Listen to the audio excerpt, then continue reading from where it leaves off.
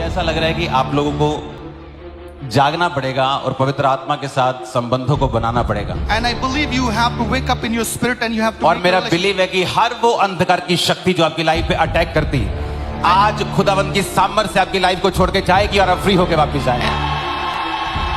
Every spirit which is bonding you in the name of Jesus, I believe tonight you're going to receive the restoration in your life.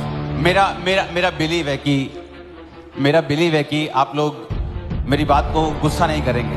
And I believe you're not going to be upset with me. क्योंकि अगर मैं आपको सच्चाई नहीं बताऊंगा तो मैं परमेश्वर के सामने गुनहगार हूं। And if I don't tell you the truth, I will be standing sinner before the Lord.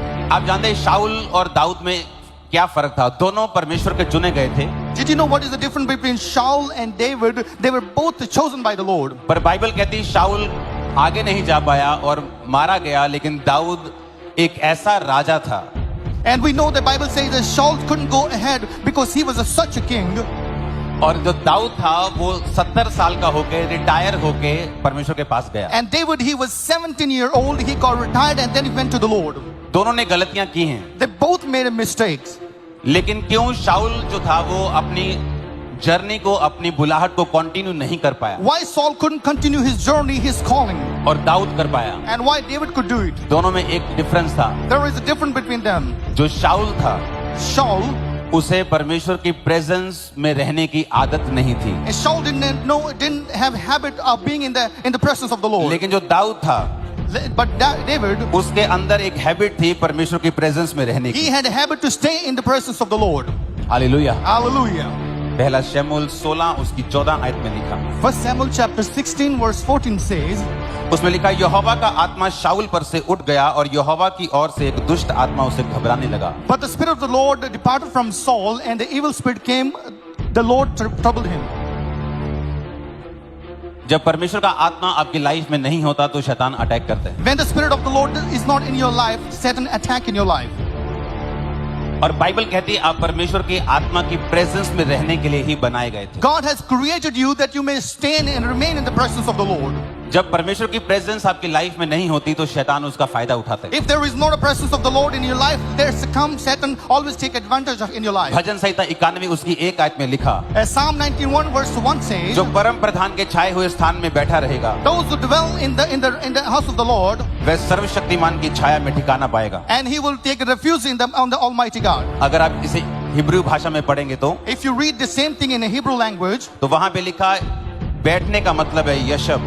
and it says when you sit, it means yeshub, यशब का मतलब and yeshub means, उस स्थान पे बैठना and the place where to sit there, जो परमेश्वर ने आपके लिए ठहराया है। and the place which God has appointed for you. परमेश्वर ने आपको एक पास्टर ठहराया, God has appointed a pastor, apostle ठहराया, apostle, विश्वासी ठहराया। believer, उस जगह पे खड़े रहना, and you may have to remain there जैसे रूत खड़ी रही। as a Ruth stand there. Ruth की जो सासू माँ थी Ruth, the mother-in-law, उसने कहा तू चली जा, she said, "Go away from me. पति मर गया, Your husband died. मेरा पति मर गया, My husband died. सब मर गए, Everyone died. तू चली जा। You should go." पर बाइबल कहती है, Bible says, उसने कहा she said, तेरा परमेश्वर "Your God, मेरा परमेश्वर my होगा, God, तेरे लोग मेरे लोग होंगे, your people will be my मैं people. वापिस नहीं जाऊंगी। I'm not gonna go away." अगर हम ध्यान से बाइबल को पढ़ें, If you read Bible carefully, उसने परमेश्वर की प्रेजेंस को चुना। she chose the presence of the Lord. वो वापिस जा सकती थी, She could have gone back. शादी कर सकती She थी, could have married. आराम से जिंदगी बिताती। She could have lived happily.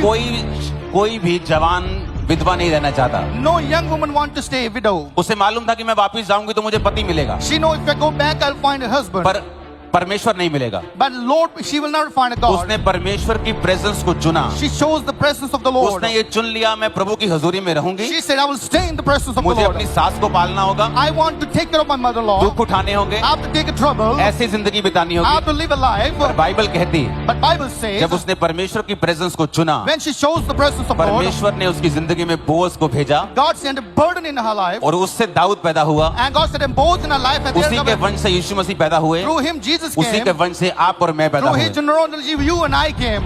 एक व्यक्ति जो परमेश्वर की प्रेजेंस में रहने का फैसला कर रहा है, आप उसका इफेक्ट देखो कहां जा रहा The person who wants to stay in the presence of the Lord, you can see the effect in his life.